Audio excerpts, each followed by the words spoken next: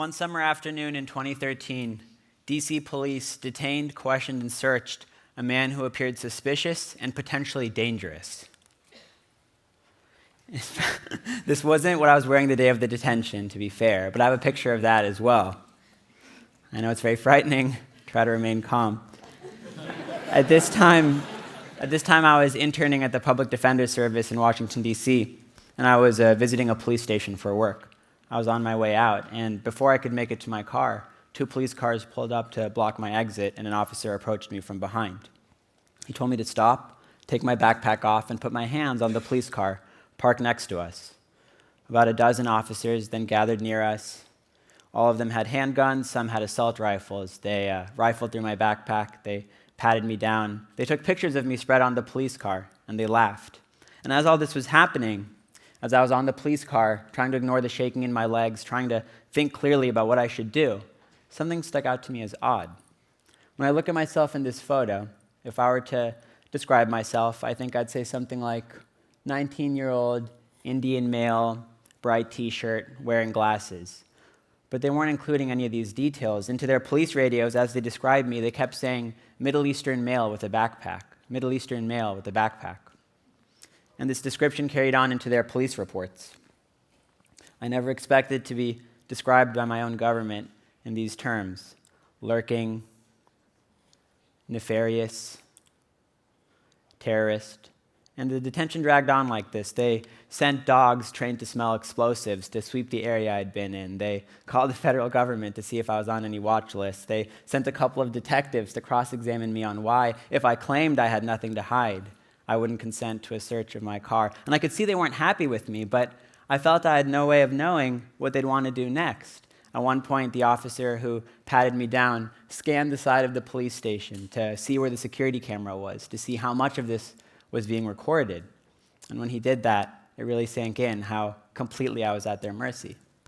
And I think we're all normalized from a young age to the idea of police officers and arrests and handcuffs, so it's easy to forget how demeaning and coercive a thing it is to seize control over another person's body. And I know it sounds like the point of my story is how badly treated I was because of my race. And yes, I don't think I would have been detained if I were white, but actually what I have in mind today is something else.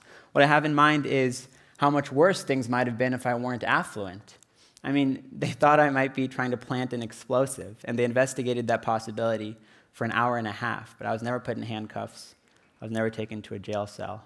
I think if I were from one of Washington, D.C.'s poor communities of color and they thought I was endangering officers' lives, things might have ended differently. And in fact, in our system, I think it's better to be an affluent person suspected of trying to blow up a police station than it is to be a poor person who's suspected of much, much less than this. And I want to give you an example from my current work.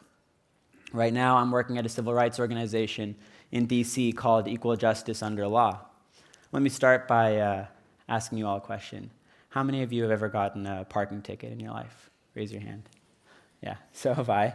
And when I had to pay it, it felt annoying and it felt bad, but I paid it and I moved on. I'm guessing most of you have paid your tickets as well. But what would happen if you couldn't afford the amount on the ticket and your family doesn't have the money either? What happens then? Well, one thing that's not supposed to happen under the law is you're not supposed to be arrested and jailed simply because you can't afford to pay. That's illegal under federal law. But that's what local governments across the country are doing to people who are poor. And so many of our lawsuits at Equal Justice Under Law target these modern-day debtors' prisons. One of our cases is against Ferguson, Missouri. And I know when I say Ferguson, many of you will think of police violence. But today I want to talk about a different aspect of the relationship between their police force and their citizens. Ferguson was issuing an average of over 2 arrest warrants per person per year, mostly for unpaid debt to the courts. When I imagine what that would feel like if every time I left my house, there was a chance a police officer would run my license plate, see a warrant for unpaid debt, seize my body the way they did in D.C., and then take me to a jail cell, I feel a little sick. And I've met many of the people in Ferguson who have experienced this, and I've heard some of their stories. In Ferguson's jail, in each small cell, there's a bunk bed and a toilet, but they'd pack 4 people into each cell. So there'd be 2 people on the bunks and 2 people on the floor, one with nowhere to go except right next to the filthy toilet, which was never cleaned. And in fact, the whole cell was never cleaned, so the floor and the walls were lined with blood and mucus. No water to drink except coming out of a spigot connected to the toilet. The water looked and tasted dirty. There was never enough food, never any showers. Women menstruating without any hygiene products. No medical attention whatsoever. When I asked a woman about medical attention, she laughed and she said, "Oh, no. The only attention you get from the guards in there is sexual." So they'd take the debtors to this place and they'd say, "We're not letting you leave until you make a payment on your debt. And if you could call a family member who could somehow come up with some money, then maybe you were out. If it was enough money, you were out. But if it wasn't, then you'd stay there for days or weeks. And every day, the guards would come down to the cells and haggle with the debtors about the price of release that day. And you'd stay until at some point the jail would be booked to capacity, and they'd want to book someone new in. And at that point, they'd think, okay, it's unlikely this person can come up with the money. It's more likely this new person will. You're out, they're in, and the machine kept moving like that. I met a man who 9 years ago was arrested for panhandling in a Walgreens. He couldn't afford his fines and his court fees from that case. When he was young, he survived a house fire only because he jumped out the third-story window to escape. But that fall left him with damage to his brain and several parts of his body, including his leg. So he can't work, and he relies on Social Security payments to survive.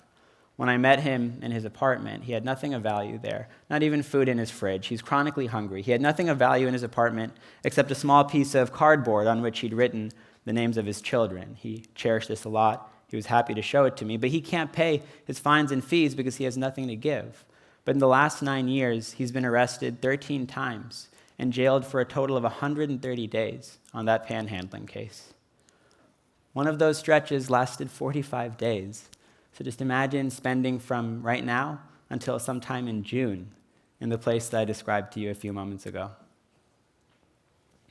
He told me about all the suicide attempts he's seen in Ferguson's jail, about the time a man found a way to hang himself out of reach of the other inmates. So all they could do was yell and yell and yell, trying to get the guards' attention so they could come down and cut him down. And he told me that it took the guards over 5 minutes to respond, and when they came, the man was unconscious. So they called the paramedics, and the paramedics went to the cell. They said, "He'll be okay." So they just left him there on the floor. I heard many stories like this, and they shouldn't have surprised me, because suicide is the single leading cause of death in our local jails. This is related to the lack of mental health care in our jails. I met a woman, single mother of 3, making $7 an hour. She relies on food stamps to feed herself and her children. And about a decade ago, she got a couple of traffic tickets and a minor theft charge, and she can't afford her fines and fees on those cases. And since then, she's been jailed about 10 times on those cases. But she has schizophrenia and bipolar disorder, and she needs medication every day. She doesn't have access to those medications in Ferguson's jail because no one has access to their medications. And so she told me about what it was like to spend 2 weeks in a cage, hallucinating people in shadows and hearing voices, begging for the medication that would make it all stop, only to be ignored. And this isn't anomalous either. 30% of women in our local jails have serious mental health needs just like hers, but only 1 in 6 receive any mental health care while in jail. And so I heard all these stories about this grotesque dungeon that Ferguson was operating for its debtors. And when it came time for me to actually see it and to go visit Ferguson's jail, I'm not sure what I was expecting to see, but I wasn't expecting this. It's an ordinary government building. It could be a post office or a school. And it reminded me that these illegal extortion schemes aren't being run somewhere in the shadows. They're being run out in the open by our public officials. They're a matter of public policy. And this reminded me that poverty jailing in general, even outside the debtor's prison context, plays a very visible and central role in our justice system. What I have in mind is our policy of bail. In our system, whether you're detained or free pending trial is not a matter of how dangerous you are or how much of a flight risk you pose. It's a matter of whether you can afford to post your bail amount. And so Bill Cosby, whose bail was set at $1 million, immediately writes the check and doesn't spend a second in a jail cell. But Sandra Bland, who died in jail, was only there because her family was unable to come up with $500. And in fact, there are 500,000 Sandra Blands across the country, 500,000 people who are in jail right now only because they can't afford their bail amount.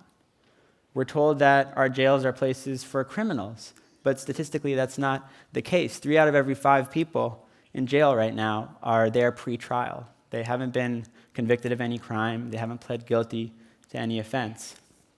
Right here in San Francisco, 85% of the inmates in our jail in San Francisco are pre-trial detainees. This means San Francisco is spending something like $80 million every year to fund pre-trial detention.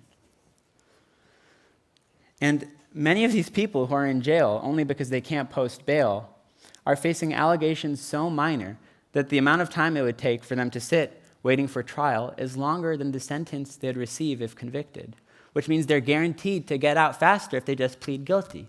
And so now the choice is, should I stay here in this horrible place, away from my family and my dependents, almost guaranteed to lose my job, and then fight the charges, or should I just plead guilty to whatever the prosecutor wants and get out?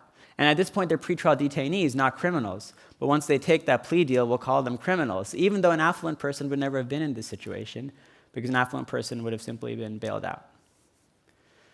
And so at this point, you might be wondering, this guy's in the inspiration section. What is he doing? This is extremely depressing. I want my money back. But in actuality, I find talking about jailing much less depressing than the alternative, because I think if we don't talk about these issues and collectively change how we think about jailing, at the end of all of our lives, we'll still have jails full of poor people who don't belong there. That really is depressing to me.